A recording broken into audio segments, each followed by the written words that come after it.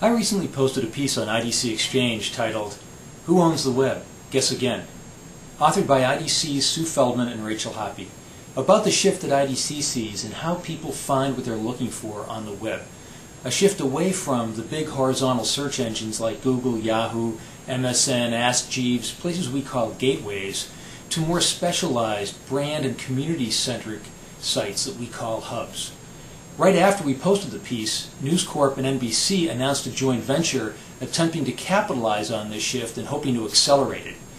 I caught up with Sue and Rachel and asked them to continue the conversation about the implications of this shift for online advertising, content distribution networks, and the underlying technologies, including the increasing role of social networking.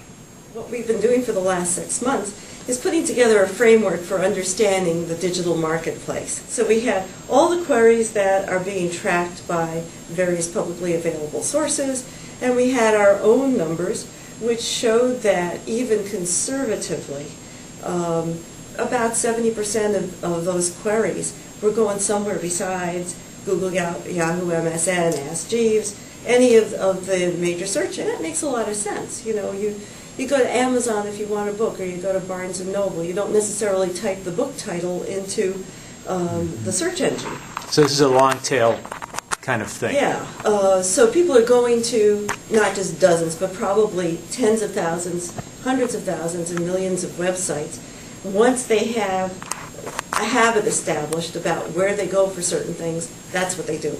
They go directly, and that means that the advertising opportunities, and right now that's billions of dollars of money in advertising revenues, are potentially able to go someplace besides the search engines, and in fact that's what we're seeing. I see this as a confluence of a number of different trends going on. One is the maturity of customers. You know, in the early days they needed web search engines to understand where information was. Now people, like Susan said, obviously understand that if they want a book, Google's probably not the most appropriate place for them to go. They're not going to get a great result. They're going to get hundreds of thousands of results, which is not what they want. They want the book they're looking for. So they're going to go to Amazon because the Amazon search engine is more optimized to find books. The second thing is that I see a real commercial maturity on the web. Up to now, less than 5% of all media advertising was spent on the web. So that advertising was, I don't want to say basic, but companies were paying their interactive agencies to just go do something online because they knew it was important, but they weren't spending a majority of their advertising dollars there. Well, it's growing at 40% or more. It's starting to be a significant amount of online or all ad spending, and they want not only to do lead generation, but they want to develop their audience, and so they're using social networking tools and other things to keep them on their own site. For example, Nike.com wants runners to come back to Nike.com, not necessarily go searching for running information at a search engine every time they want to go back to that. And the third area of maturity is really in the technology maturity space. Up to about a year or two ago, if you wanted to build a really robust site with user tracking, with an ad network, with commerce engines, marketplaces, all of the things that you need to really do online retail well, you had to build it yourself. And right now we're seeing a lot of emerging point solutions come to market that will give you a social network in a box or an advertising platform in a box. And now you're even starting to see those consolidate. Search, kind of enterprise search companies are emerging with advertising networks which are adding social networking capabilities.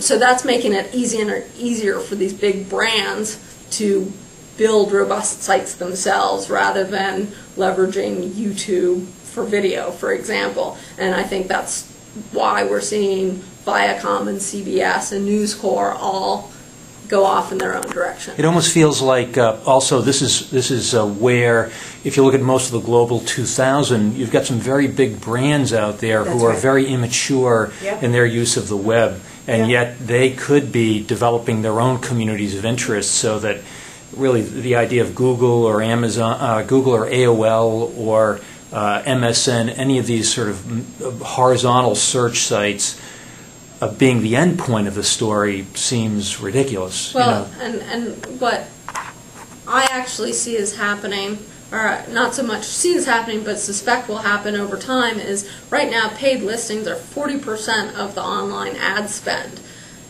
That will not maintain itself because of social networks. Sites don't want to keep doing the lead generation. They want to bring people in who are interested in something and then give them a rich community and experience and connect them with other people who are interested in the same things on their own site, rather than relying solely on the search engines to bring them back again and again. So I see it as even if the social networks don't necessarily generate revenue per se, they keep an audience loyal. And reduce the amount of advertising expenditure that you need to do just on lead generation.